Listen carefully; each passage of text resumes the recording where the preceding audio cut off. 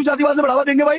और जब मैंने सब फोन पे बोला था, मतलब भाई तू अपने ऊपर मत ले, मैंने तुझे नहीं बोला, मैं नाम खोल रहा हूँ, मैं चंद्रशेखर रावण को बोला है, एक वो अभिषेक जाटव जो ये कहता है कि तुम भीम को मानोगे तुम्हारा बाप भी बना रहेगा, लेकिन हम जय श्री राम नहीं मानेंगे। आजकल धर्म के नाम पर कुछ भी कर देना जैसे जायज मान लिया गया है। धर्म की आड़ में आप किसी को भी भद्दी गालियां दे दें, बहन बेटियों के सम्मान से खिलवाड़ करें या सड़कों से लेकर संसद तक अपनी मर्यादा भूल जाए, सब कुछ चल रहा है।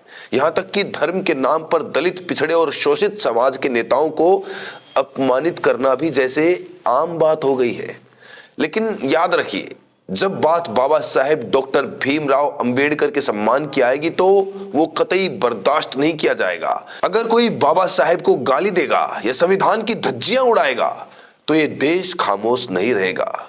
किसी भी धर्म के ठेकेदार को यह अधिकार नहीं है कि वो अपनी जाति के अहंकार में चूर होकर सड़कों पर उतरे, संविधान जलाए या संविधान निर्माता का अपमान करे। आजकल सोशल मीडिया पर एक वीडियो तेजी से वायरल हो रहा है। इस तस्वीर को जरा गौर से देखिए। इस वीडियो में दिखने वाला शख्स जो रील्स बनाने के लिए मशहूर है, अपनी जातिवादी और सामंतीवादी सोच का नंगा प्रदर्शन कर रहा है। इसका नाम दक्ष चौधरी बताया जा रहा है। जरा इनकी हिम्मत देखिए, ये किस तरह भीम आर्मी के चीफ और बहुजन समाज के उभरते हुए शायर अभिषेक जाटव को सरेआम भद्दी गालियां दे रहा है। इतना ही नहीं, ये खुलेआम चुनौती दे रहा है कि दम है तो हमसे बाबा साहेब का सम्मान करवा कर दिखाओ। सोचिए, इन लोगों के मन में संविधान और उसके निर्माता के प्रति कितनी नफरत भरी हुई है कि इन्हें जरा भी शर्म महसूस नहीं होती। ये वही लोग हैं जिनका असली मकसद इस देश को आधुनिक संविधान से नहीं बल्कि पुरानी सड़ी गली मनुस्मृति वाली व्यवस्था से चलाना है। ये लोग बेशर्मी की सारी हदें पार कर चुके हैं और दिखावे के लिए कभी गाय बचाने तो कभी धर्म बचाने का ढिंढोरा पीटते हैं। असलियत तो ये है कि ये लोग समाज के सबसे बड़े बेरोजगार तत्व हैं जिन्होंने नफरत को ही अपना पेशा बना लिया है। आजकल इन्होंने एक नया और खतरनाक एजेंडा शुरू किया है। इनका मानना है कि अगर आपके पास कोई काम धंधा नहीं है तो बस गले में भगवा पट्टा डाल लीजिए और धर्म के नाम पर लोगों को पीटना शुरू कर दीजिए। महिलाओं के साथ बदतमीजी करना, महापुरुषों की तस्वीरों और पोस्टरों को फाड़ना और जातिवाद का नंगा नाच करना, इनके लिए जैसे अब सब कुछ जायज हो गया है। इन्हें पता है कि सत्ता और कानून में बैठे इनके जाति और पार्टी के लोग इन्हें बचा लेंगे। दुख की बात तो यह है कि एक तरफ बहुजन समाज के लोगों को लगातार अपमानित किया जा रहा है और दूसरी तरफ उत्तर प्रदेश जैसे राज्यों में प्रशासन जाति और पार्टी देखकर कार्रवाई तय करता है। ऐसे नफरत फैलाने वाले उपद्रवियों के खिलाफ सख्त एक्शन लेने के बजाय प्रशासन उनके साथ दामाद जैसी खातिरदारी करता नजर आता है। सोशल मीडिया पर दक्ष चौधरी और उसके साथियों का ये वीडियो तेजी से वायरल हो रहा है जिसमें वे नगीना के सांसद, भीम आर्मी चीफ और बहुजन शायर को सरेआम भद्दी गालियां दे रहे हैं। ये सिर्फ हमारे जनप्रतिनिधियों के सम्मान पर हमला नहीं है बल्कि सीधे तौर पर कानून व्यवस्था को खुली चुनौती है। आपको याद होगा संतोष वर्मा का मामला। उन्होंने तो बस बेटी और रोटी के रिश्ते की बात की थी, लेकिन जातिवाद के नशे में चूर लोगों ने उनकी जुबान काटने तक के फरमान जारी कर दिए थे। और अब देखिए, नगीना के सांसद चंद्रशेखर आजाद को खुलेआम धमकियां दी जा रही हैं और बहुजन शायर अभिषेक जाटव को जाति सूचक गालियां दी जा रही है। ऐसे नफरती लोगों को न केवल सलाखों के पीछे होना चाहिए बल्कि उन पर सख्त से सख्त SC/ST एक्ट के तहत मुकदमा दर्ज होना चाहिए। इन लोगों को समझ लेना चाहिए कि अब बहुजन समाज अपना अपमान बर्दाश्त नहीं करेगा। इनके बाप दादाओं का वो दौर अब खत्म हो चुका है जब हमारे गले में हांडी और पीछे झाड़ू बांध दी जाती थी। ये आज भी चाहते हैं कि हम अपनी कलम और किताबें छोड़कर इनके सामने घुटने टेक दें, लेकिन अब वो जमाना नहीं रहा। बाबा साहेब का संविधान आज सबको बराबरी का हक देता है। इनके जातिवादी अहंकार से अब हम डरने वाले नहीं हैं। इनकी मनुस्मृति वाली पुरानी सोच को अब हम पूरी तरह से ध्वस्त कर देंगे। ये देश अब केवल बाबा साहेब के संविधान से चलेगा जहां हर जाति और धर्म के व्यक्ति को बराबरी का सम्मान मिलना अनिवार्य है। हैरानी की बात देखिए, ये लोग मस्जिद के सामने नाच गाना करके धार्मिक नारे लगा सकते हैं, ईसाई समुदाय के लोगों को प्रताड़ित कर सकते हैं या किसी की भी पिटाई कर सकते हैं। इनका तथाकथित धर्म इन्हें हर तरह की अराजकता की आजादी देता है, लेकिन जब बात बहुजन समाज को सम्मान देने की आती है तो इनका धर्म पीछे हट जाता है। सच तो यह है कि ये ना प्रभु राम के हुए और ना ही अपने धर्म के। ये लोग क्या धर्म बचाएंगे? आज हालात ये है कि देश की राजधानी से लेकर उत्तर प्रदेश की सड़कों तक असली शंकराचार्य धरने पर बैठे हुए हैं और न्याय मांग रहे हैं, लेकिन सत्ता के अहंकार में चूर लोग उन्हें भी नकली बता रहे हैं।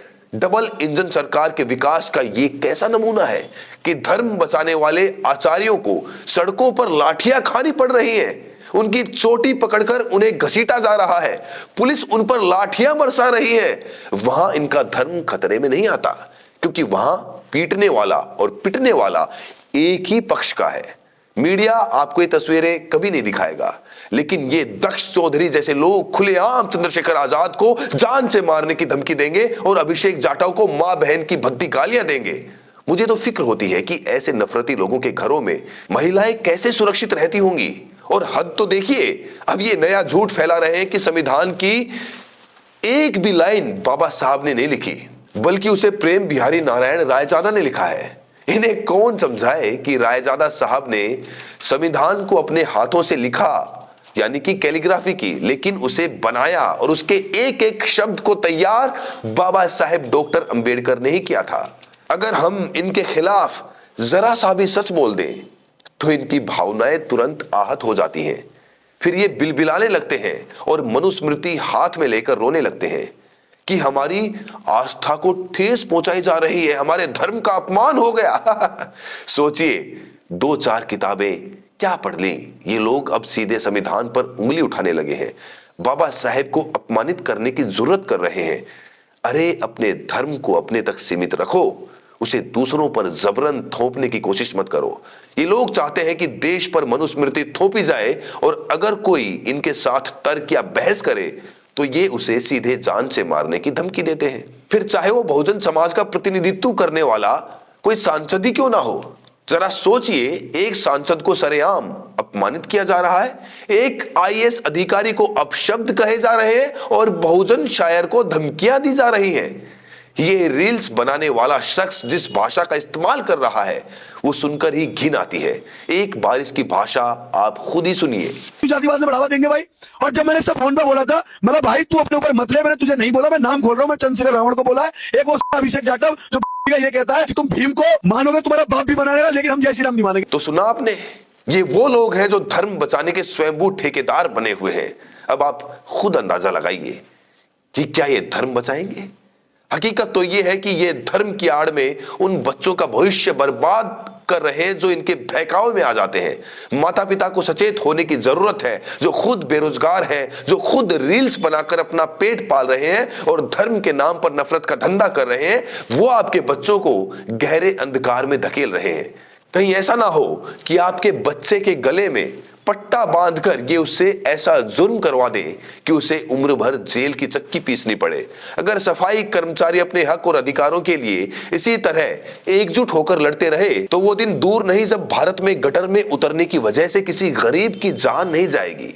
प्रयागराज माघ मेले में जब सफाई कर्मचारियों को उनकी मेहनत का पैसा नहीं मिला तो उन्होंने जमकर विरोध प्रदर्शन किया। ऐसा प्रदर्शन होना आज के समय में बहुत जरूरी है। ये उन लोगों के लिए एक बड़ा संदेश है जो महलों में बैठकर आरक्षण खत्म करने की बातें करते हैं। उन्हें पता चलना चाहिए कि जो लोग अपने परिवार का पेट पालने के लिए सीवर और गटर की गंदगी साफ करते हैं, उनके लिए जीवन कितना संघर्षपूर्ण है। विडंबना देखिए, समाज को जाति के आधार पर मिला आरक्षण तो सबको चुभता है, लेकिन गटर में जाति के आधार पर दम तोड़ता हुआ इंसान किसी को नजर नहीं आता। नफरत का यह सिलसिला यही नहीं रुक रहा। उड़ीसा के ढेंकनाल जिले में एक बेहद शर्मनाक खबर आई है, जहां बजरंग दल के सदस्यों ने एक ईसाई पादरी पर हमला किया। उन्हें सरेआम बेइज्जत किया गया और जबरदस्ती गोबर खिलाया गया। भारत में अल्पसंख्यकों के साथ ऐसी घटनाएं अब आम होती जा रही हैं। हम बांग्लादेश में अल्पसंख्यकों पर होने वाले अत्याचारों पर तो चिल्लाते हैं, लेकिन ये भूल जाते हैं कि नफरत का जो बीज हम यहाँ बो रहे हैं उसका असर पूरी दुनिया में रहने वाले भारतीयों पर पड़ रहा है। हाल ही में लंदन में एक 8 साल के हिंदू बच्चे को सिर्फ तिलक लगाने की वजह से स्कूल बदलने पर मजबूर होना पड़ा। जब से भारत में नफरत का माहौल बढ़ा है, अमेरिका, कनाडा, ऑस्ट्रेलिया और सऊदी अरब जैसे देशों में रहने वाले भारतीयों को मुश्किलों का सामना करना पड़ रहा है।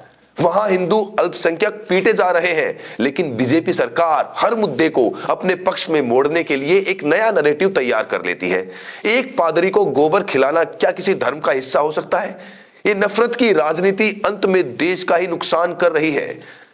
जिनके अपने दिमाग में गोबर भरा हो और जिनका पूरा अस्तित्व ही अंधविश्वास पर टिका हो, जो दूसरों को गोबर खिलाकर अपमानित करने का ढकोसला करते हो, और जिनका पूरा अस्तित्व ही अंधविश्वास पर टिका हो, वो दूसरों को गोबर खिलाकर अपमानित करने का ढकोसला करते हैं। इससे आप अंदाजा लगाइए कि ये लोग ना प्रभु राम के हैं और ना ही धर्म के। इन्होंने धर्म को केवल नफरत फैलाने का एक धंधा बना लिया है और मानवता को ये किस तरीके से तार तार करते हैं। देश में दलित, पिछड़े, आदिवासी, याद रखना, विश्वविद्यालयों में जातिवाद पर रोक लगाने के लिए यूजीसी गाइडलाइन का विरोध कोई मुसलमान नहीं बल्कि देश का स्वर्ण समाज कर रहा है। सुप्रीम कोर्ट में तुम्हारे खिलाफ जाने वाला मुसलमान नहीं, स्वर्ण नहीं चाहता कि जातिवाद खत्म हो। वो सिर्फ आरक्षण और SC/ST एक्ट खत्म करना चाहता है। तो सोचिए किस तरीके से यूजीसी अब जातिवाद का अड्डा बन चुका है। आपके बच्चे के हाथ में अब कटोरा थमा दिया जाएगा। आपके बच्चे को कह दिया जाएगा कि आप तो नॉट फाउंड सुटेबल है, आप में तो मेरिट ही नहीं है। अब आप कलम किताब मत लीजिए, धर्म का पट्टा पहन लीजिए और सड़कों पर GSR के नारे लगाकर मस्जिद के आगे नंगा नाच कीजिए, क्योंकि ये सरकार वही तो चाहती है। और जो भी कहो, बहुजन समाज का स्टेमिना अब बहुत है। बताइए, इतने लोगों के बीच ब्राह्मणवाद मुर्दाबाद के नारे लग रहे हैं।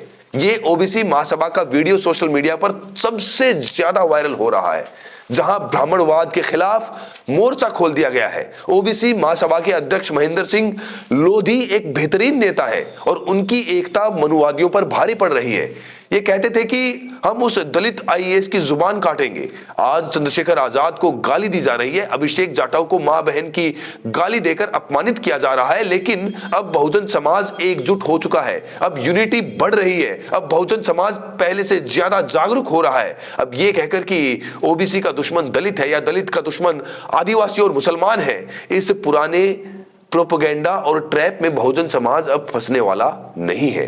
अब सवाल मुद्दों पर होगा। अब रोजी रोटी, रोजगार, अस्पताल और अच्छे स्वास्थ्य पर बात होगी।